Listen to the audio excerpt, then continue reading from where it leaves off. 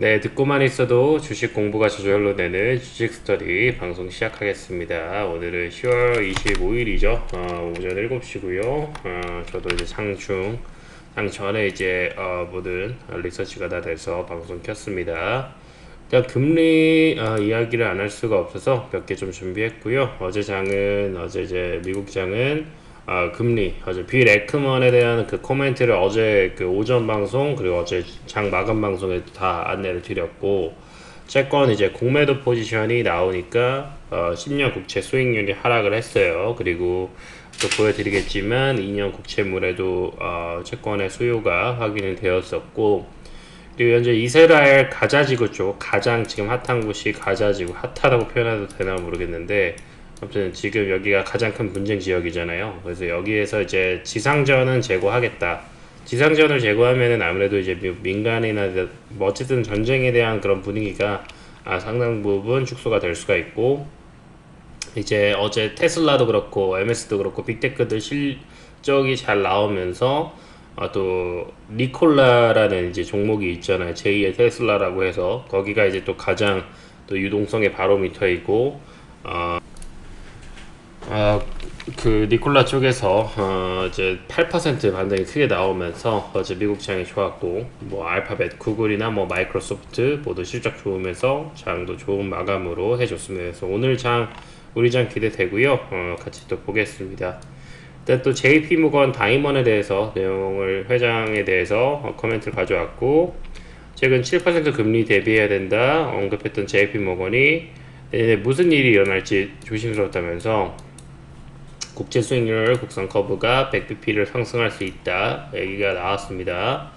그래서 지금 현재 보면은 18개월 전 전망을 100% 연준이 틀렸다라는 것을 하고 좀 그런 전망을 계속 고정해서는 안 된다 이런 내용들이고, 연준의 금리가 25bp 올리든 50bp 올리든 사실 뭐 거의 차이가 없고, 그리고 경제 전망 고정하지 말고 재정 지출이 지금 평시보다 많고 중앙정부가 관리하기 어렵다. 그리고 지금 여기서 이제 JP 모건 다이먼 회장이 얘기하는 게 인플레이션을 잡기가 어려운데 현재 경제가 지금 경제 부양이 안 되잖아요.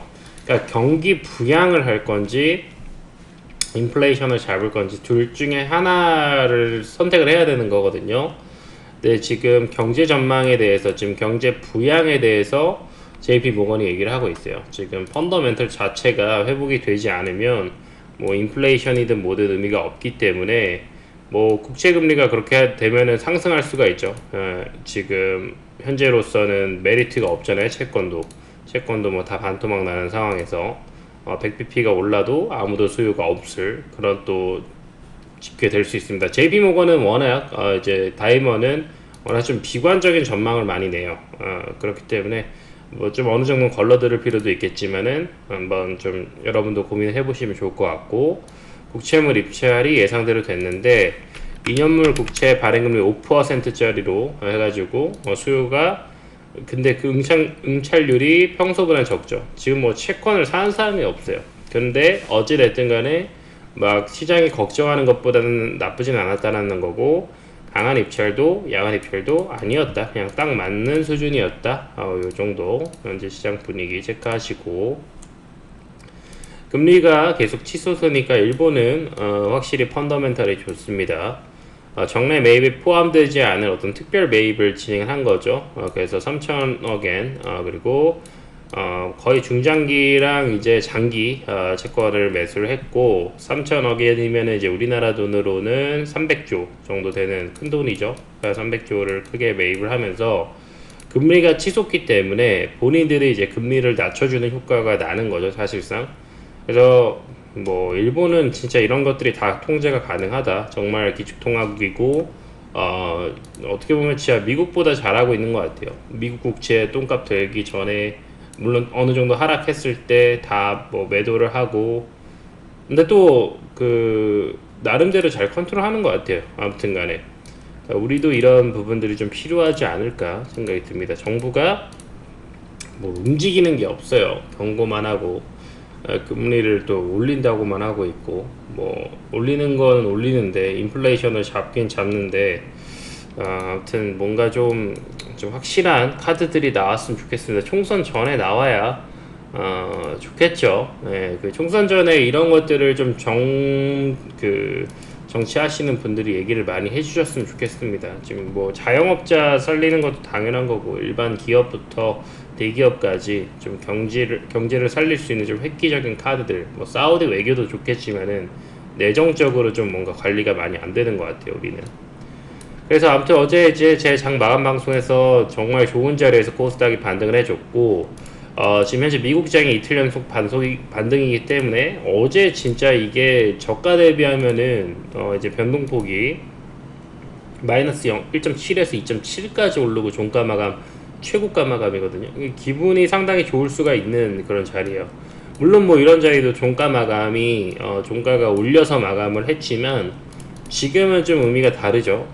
이제 작년에 3월 국면에서 변동을 한번 주면서 털었었던 그 이후로 시세를 냈었던 자리이기 때문에 상당히 투심삼 기대되는 자리이고, 코스피도 보면은 나름대로 의미 있는 자리에서 밑꼬리를 크게 달았어요. 기존에 충분히 매물대라고 볼 수 있을 만한 자리들, 그러니까 기존에 이제 이 구간에서 반등이 나와서 좀 투심이 상당히 살아날 수 있었잖아요, 딱 여기서. 근데 오히려 이제 이게 시장이 뭐 이렇게 못 가니까 다시 거래량이 초급감을 해버리죠. 완전 실망을 해가지고 그냥 대응도 못하고 그런 상황인데, 어제 근데 이런 의미 있는 반등 속에서도 거래량은 크게 늘진 않았어요. 근데 다시 또 이만한 거래량들, 뭐 10조짜리 거래량이 또 이렇게 다시 한번 또 나올 수 있지 않을까 싶습니다. 코스피 상당히 좀 기대되는 자리이고, 지금 계속해서 뭐 사우디에 대한 내용이 오늘 나올 거고요. 지금 현재 알츠하이머 임상학회 진행하고 있고, 그리고 퀀텀 비전 코리아에서 뭐 엑스게이트를 가장 필두로 뭐 우리로나 이런 또 양자 관련주들 계속 나올 것 같고, 이제 반도체 대전을 하고 있기 때문에 현재 펀더멘탈 가장 좋은 반도체 관련된 종목이 또 좋을 것 같습니다. 현재 지금 SK하이닉스가 가장 좋죠. 지금 HBM3 시장 점유율을 삼성전자 거 뺏어오고 5세대짜리가 이제 HBM3E, 요거 이제 5세대짜리가 나오죠. HBM3는 기존에 지금 4세대라고 보시면 되고, 요거 지금 SK하이닉스가 4월 걸고 독점 딱 잡으려고 하고 있고, 엔비디아의 독점 잡으려고 하고 있고, 지금 현재 HBM3도 삼성전자도 이제 납품 시작했죠. 엔비디아 쪽에. 이렇게 해서 똑같이 준비를 하고 있습니다. HBM은 기존 D램 대비해서 2배에서 한 5배 정도는 빠른 속도이고, 이거는 DDR만 봐도 그러니까 세대 교체들이 1, 2, 3 되다가 이제 HBM을 넘어가는 건데, 4세대 이게 결국에는 엄청나게 이제 차이가 나기 때문에 무조건 바뀌어요. 가격이 많이 올라도 결국에는 그걸 선호할 수밖에 없거든요. 처리해야 되기 때문에. 그리고 어느 정도 덤핑이 되면은 가격도 맞춰지기 때문에 무조건 성능 좋은 걸로 바뀝니다. 그래서 이 HBM이 미래다. 우리나라 미래. 너무나도 다행입니다. 정말 꼭 시스템에 집중하지 않아도 시스템을 성장시키고, 따라잡는 건 우리나라가 잘하잖아요. 따라잡는 건 잘하기 때문에 이렇게 리드를 지키는 것들, 또 SK 하이닉스가 있어서 얼마나 다행입니까? 삼성전자가 나태하지 않고 우리나라 지금 현재 먹거리가 많이 없어요. 그래서 최근에 상장한 이제 IMT나 이제 좀 큰 애들은 이제 한미반도체가 가장 대장이라고 말씀드리고, 하나마이크론, 또 이스페카시스 이런 애들이 이제 가장 좀 대장격으로 보시고, 그리고 이제 좀 소형주들에서는 이제 오로스 테크놀로지가 이제 적층적으로는 강자이기 때문에 저는 좋게 보고 있고, 과거에 이제 상장 당시 이제 굉장히 이제 키움증권이 주관사로 기억을 하는데, 당시 엄청난 그 호재, 그러니까 엄청 그 버블이라고 해야 되나? 아무튼 이슈를 몰이를 많이 했었죠. 지금 뭐 여러 가지 신호들이 나오고 있고, 스윙 지표는 아직 나오지 않았는데 한번 나오면은 턴어라운드 하고 주가적으로 이제 구조적인 상승을 보여주지 않을까 그렇게 생각을 합니다. 그리고 이제 또 볼만한 섹터들이 지금 현재 중국 쪽에서 이제 미국에 대한 어떤 그 최근에 교류들을 늘려가고 있어요. 그래서 조 바이든이랑 시진핑이 다음 달에 이제 에펙이 열리죠. 아시아 태평양 경제협력기구 거기 이제 모임에서 샌프란시스코에서 정상 그 기간 동안에 이제 회담을 날짜를 잡고 있다라고 해요. 그래서 또 이제 토니 블링컨 장관도 이제 중국의 이제 왕이 부장 우리도 잘 알고 있죠. 왕이 위원. 그래서 또 장관이 이제 뭐 글로벌 문제들을 소통한다라고 하는데 중국 쪽에 이제 흐름들이 또 나오지 않을까 싶고 우리나라도 지금 현재 중국에 대한 내용들이 좋아서 뭐 여행 관련이나 중국이 비자도 굉장히 뭐 패스트 트랙으로 좀 진행을 할 수 있게 그런 것들 그래서 이제 중국 기업들이 상장되어 있는 기업들도 뭐 보셔야겠지만 뭐 크리스탈 신소재 최근에 흑연으로 뭐 이렇게 이슈가 되고 있는 근데 뭐 사실 중국 기업들은 뭐 홍시영이나 뭐 오가닉티 여기가 이제 그나마 실적이 좋았었는데 지금도 이제 환기 기업이고 여기도 실적이 예전에 진짜 좋았던 기억이 나는데 안 되죠. 그래서 중국은 사실 실적이 좋다고 해도 별로 믿음이 잘 안 가요. 그래서 시장에서도 반응을 잘 안 해서 다행인데 근데 또 이거에 당하시는 분들이 또 있지 않을까 싶습니다. 뭐 이스트 아시아 홀딩스나 이런 기업도 중국 기업이죠. 예, 중국 지분으로 다 완전히 도배가 되어 있고 조금 그렇습니다. 그래서 또 이제 위메이드가 지금 현재 바닥권에서 게임주들이 좀 반등을 보여주려고 하는데 뭐 의미 있는 자리가 나오긴 했죠. 위메이드가 이번에 그 게임사 시프트업을 텐센트에다 팔았어요. 그래서 이제 우리나라는 이제 게임도 그렇고 참 미래가 없습니다. 게임사들은 우리나라 뭐 NC도 무너지잖아요. 그래서 지금 사우디 자본 들어오면서 좀 뭔가 기대를 해볼 만한 그림을 내보려고 하면은 그냥 중국에다가 팔아요. 뭐 사실 상장은 안 돼 있지만 스마일 게이트도 전부 다 중국 시장 진출해서 뭐 진출한 건 좋죠. 근데 이제 진출하고 나서 그거를 잘 이제 삼성전자나 SK 하이닉스처럼 그 리드를 잘 지키질 못해요. 이번에 이제 시프트업을 800억에 매각을 하고 원래는 이제 위메이드가 2018년에 100억 원 지분 해가지고 지분 4.3을 인수했었던 건데 그 800억 해가지고 한 700억 정도 돈을 번 거죠. 그 매드 엔진이라는 또 그 게임사에 또 400억 투자해가지고 현재 지분 평가 가치가 2,400억. 그래서 지분에 대한 이슈가 나오면서 현재 실적에 대한 기대감이 나올 수 있는 거죠. 그러면은 이제 여기도 실적을 보면은 일단 뭐 영업이익 쪽에 반영되지는 않습니다. 지분 매각했다고 해서 단기에 대한 컨셉은 없는데 아마 이런 지분 가치 평가나 또 매각에 대한 이슈가 있다 보니까 그렇게 나오는 것 같고 여기는 위메이드는 왜 영업이익과 단기 여기 나오네요. 이거는 이때는 그 위메이드 코인 때문에 돈을 번 걸로 그 나오고 이 위메이드가 그래도 가상화폐 먼저 재무제표 반영하는 걸 빨리 했었고 아마 이런 부분들이 좀 반영되지 않을까 싶은데 올해 단기 적자를 그걸로 좀 잘 메꿔서 그 재무제표를 잘 만들 것 같습니다. 그래서 뭐 일단 중국에 대한 내용으로 이렇게 이슈가 되고 있어서 한번 참고를 해 보시면 될 것 같고요.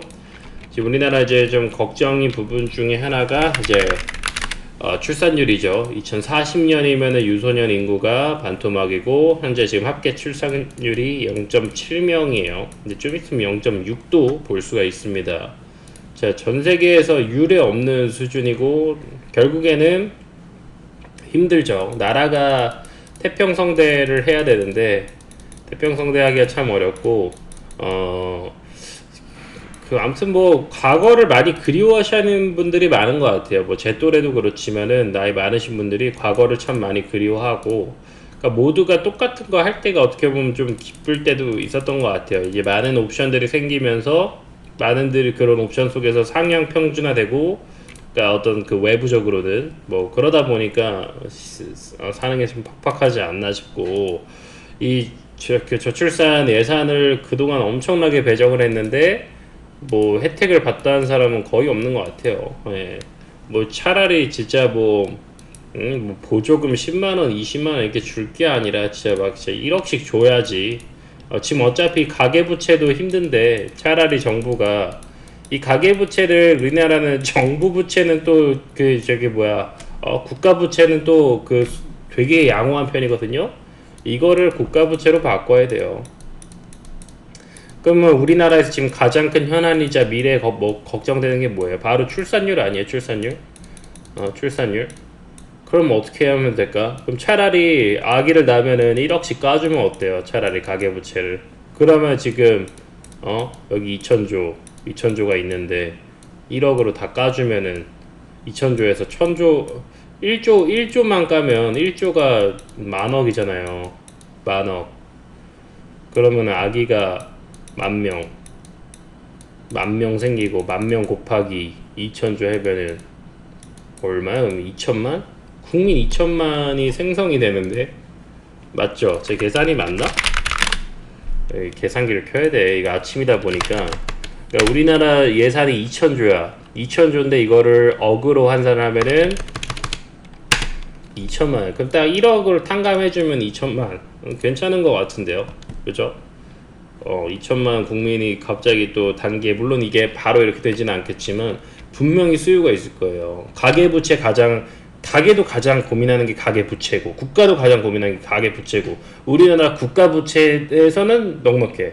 그러니까 완전히 진짜 국가가 돈을 많이 가게한테 가져간 건지, 가게는 먹고 살기 팍팍한데 정부는 먹기 살기 좋고 좀 이상한 것 같습니다. 아무튼 이렇게 저출산 관련해 가지고 좀 이슈가 계속 되고, 어쨌든 정책적으로 많이 뭐 밀려고 하는 부분이 있다 보니까 뭐 전반적으로 바닥권에 있는 뭐 컨텐츠 기업하는 꿈비나 이런 것들도 미래가 좋죠.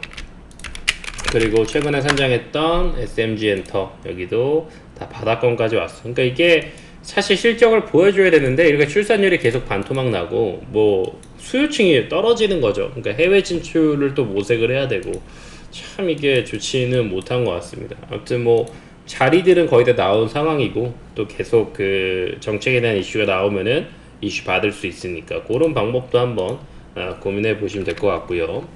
네이버가 이제 사우디 쪽에 해가지고 기술 수출을 해가지고 이제 네이버가 이제 정보통신 기술 쪽으로는 이제 완전 세계 최고 수준으로 올랐고, 네옴시티에서 디지털 트윈 관련해가지고 협업이 돼야 되고, 우리나라 디지털 트윈으로 수출 1호. 그래서 사실 카카오는 최근에 어렵잖아요. 카카오가 이제 오너 리스크가 생겼고, 카카오가 그동안 여기도 이제 국내 내수 시장을 너무 많이 빨아들이면서 뭐 부작용들이 많이 자영업자들이 많이 무너지기도 했었고, 이제 네이버는 이제 우리나라에서 보면은 지분 구조만 봐도 블랙록 자본 있죠? 국민연금. 지금 이해진 창업자 지분이 3%밖에 안 돼요. 그러니까 지금 네이버는 완전히 지금 오너가 없는 상황인데 다 전문 경영인 돌아가고 그냥 연간의 영업이익 3천억씩 딱딱 찍어내는 회사가 됐어요. 굉장하지 않습니까?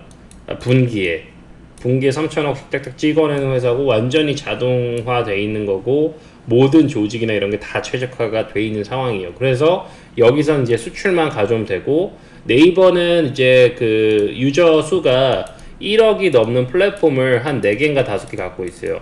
뭐 당연히 네이버라는 포털도 그렇지만 네이버 앱이 있겠고, 뭐 스노우라는 카메라 어플도 그렇고, 라인도 이제 그 우리나라가 아니라 그 아시아 쪽에서는 다 이게 완전 메신저 1이고, 뭐 지금 기억나는 것만 지금 네이버 지금 기억나는 것만 3개인데 아마 2-3개 더 있을 겁니다. 그래가지고 뭐 네이버 페이도 그렇고, 네이버 페이, 라인 페이라고도 하는데, 아무튼 뭐 지금 기억나는 것만 4개인데 이렇게 이제 1억 넘는 그 플랫폼들을 찍어낼 수 있는 기업이고, 해외 진출에 대해서 됐고, 중동 쪽으로도 라인이 아마 진출이 많이 잘 되어 있을 겁니다. 그래서 그런 부분들 네이버 같은 기업들이 많이 나와야겠죠. 그래서 이제 뭐 이제 디지털 트윈 관련해 가지고는 이제 이래서 이제 현대모백스가 과거에 이제 현대엘리베이터 그 쪽인데, 여기가 이제 어제 그래서 소외가 들어온 거고, 이제 스마트 팩토리 네이버랑 같이 했던 것들이 있어가지고 같이 썼고, 이제 웨이버스가 항상 디지털 트윈 하면은 대장주로 가장 좀 주목을 받는 기업이니까 참고를 해보시면 될 것 같고, 그리고 이제 삼성 쪽에서 오늘, 그러니까 어제 삼성전자 부회장 한종인 회장이 이제 로봇 출시에 대해서 연내 출시를 좀 기대해달라는 그런 내용들을 많이 했고, 글로벌 대격변기 시대에서 이제 로봇을 선도할 수 있는, 삼성은 레인보우 로보틱스를 지분을 갖고 있죠. 그래서 요거에서 무조건 움직임 나올 거고, 뭐 이제 감속기 기업들은 이제 SPG나 이렌시스가 이제 뭐 이렌시스가 거의 대장이고, SPG도 시총이 많이 녹았네요. 막 1조까지 도전할 수 있었는데 1조 코앞에서 거의 한 40%가 30% 이상 빠진 그런 모습이네요. 아무튼 이제 또 이제 인탑스, 여기도 삼성전자의 연계성이 되게 높죠. 로봇 관련해 가지고도 내용이 있어서 같이 보시면 좋을 것 같습니다. 워낙 실적도 좋은 종목이니까. 그리고 이제 흑연 수출 통제 계속 나오고 있죠. 가장 대장은 항상 상보가 대장이고, 대체제로 볼 수 있는 뭐 태경 BK나 이런 크리스탈 신소재. 근데 여기는 이제 거의 다 죽은 것 같아요, 종목 자체가. 그래서 뭐 길게 볼 건 없을 것 같습니다. 그 슈가 인플레이션이 계속 되고 있기 때문에 대한제당을 가장 대장주로 실적도 좋고, CJ제일제당이나 삼양사, 여기도 다 실적이 좋습니다. 뭐 식품주는 하나를 꼭 갖고 있어서 나쁠 게 전혀 없고, 이제 인공감미료 기업인 MSC도 실적 워낙 좋고 바닥권에서 반등 잘 나오고 있습니다. K라면, 삼양식품, 여기가 해외 수출 비중이 높았기 때문에 삼양식품이 더 갔던 거고, 아직도 농심이나 오뚜기는 전체 매출로 봤을 때는 수출 비중이 더 낮을 겁니다. 오뚜기는 높나? 아마 농심이 제일 낮은 걸로 알고 있고, 여러분들이 이제 뭐 기생충 때 해가지고 해외 수출이 많이 그때부터 늘어나기 시작한 거예요. 그리고 이제 해외 법인들을 늘리면서 아마 그런 부분들이 이제 주가에 슬슬 반영이 되지 않을까, 컨센 실적에 반영되지 않을까 싶고, 농심도 엄청 많이 올랐네요. 아직도 바닥인 줄 알았는데 오뚜기는 계속 눌려. 이 오뚜기가 뭐 그러면 나중에는 이제 오뚜기도 커플링이 될 수가 있겠죠. 시총으로 봤을 때는 오뚜기가 1조 4천, 그리고 영업이익은 연간 2,500, 농심은 시총이 2.6, 그리고 영업이익 비슷합니다. 그리고 삼양식품 1조 4천, 여기는 영업이익 1,300. 그럼 오뚜기가 가장 밸류 메리트가 있죠. 여기 지분 승계는 다 됐나? 아직 지분 승계가 뭐 거의 다 완벽하게 된 건 아니지만은 그런 부분 때문에 이제 슬슬 지분 승계에 대한 내용 나오면은 그때부터는 또 봐도 될 것 같아요. K라면, 소해주, 그리고 이제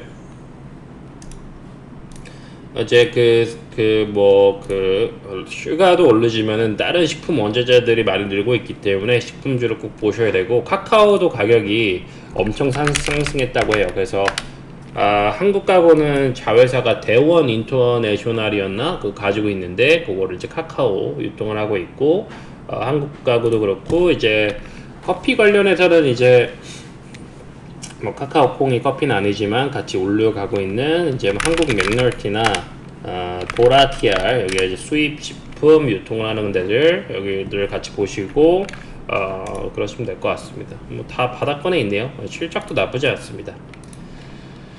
그리고 이제 어제 럼피 스킨병 해서 대성미생물이랑 이글벳이 또 됐지만 이제 첫 확진이기 때문에 뭐 변동성을 줄 것 같습니다. 뭐 시세를 이거 보면은 이 동물의약품 종목들 뭐 기존에 뭐 조류독감이나 이런 거 있을 때마다 항상 가는데 엄청 다 단발성이에요. 그래서 길게 보실 건 아니에요. 다 보면 피레침이죠. 이게 금방 빠진다라는 거거든요. 근데 뭐 바닥거리기 때문에 좀 볼 필요가 있고, 이제 동물의약품 시장이 커지기 때문에 뭐 길게 볼 수 있는 내용도 있겠지만, 항상 동물의약품은 주의를 해야 된다. 뭐 기존에는 파루 이런 종목도 많이 움직였었는데 뭐 지금은 많이 빠졌네요. 아무튼 거의 다 보면 단발이죠. 단발이 많아요. 뭐 주봉이긴 하지만 그만큼 주에 변동을 크게 줬다라는 거, 한 주에 그거 엄청난 거잖아요. 우진 BNG도 그렇고 진바이오텍, 이게 전통적으로 완전히 다 피레침이죠. 완전 무서운 겁니다. 절대 고점에 들어가면 안 되는 거예요. 그래도 이제 어제 음봉이기 때문에 뭐 이제는 한 번 더 볼 수가 있을 것 같고요. 이제 소고기가 폭등을 할 겁니다. 이제 이것 때문에. 그리고 이제 유제품도 가격이 많이 오르겠죠. 안 그래도 지금 계속 인플레이션인데 이제 지금 대체육 쪽 봐야죠. 많이 커. 그래서 어제 할인이 많이 갔던 것 같은데.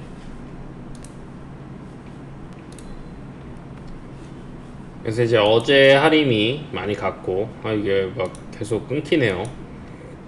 방송을 여기까지 해야 될 것 같은데, 그저께죠. 이제 어제가 아니라 이제 그저께, 오늘 기준으로는 그렇게 해가지고 대체육까지 보시면 될 것 같습니다. 뭐 오리는 정다운, 뭐 이런 애들, 뭐 아니면 소는 선진, 이런 애들 실적 다 좋죠. 그러니까 이런 종목들 하시고, 이제 어제 우리 기술 투자, 어제 비트코인 상승하면서 우리 기술 투자인데 비트코인 시세까지만 보고 방송 마무리할게요.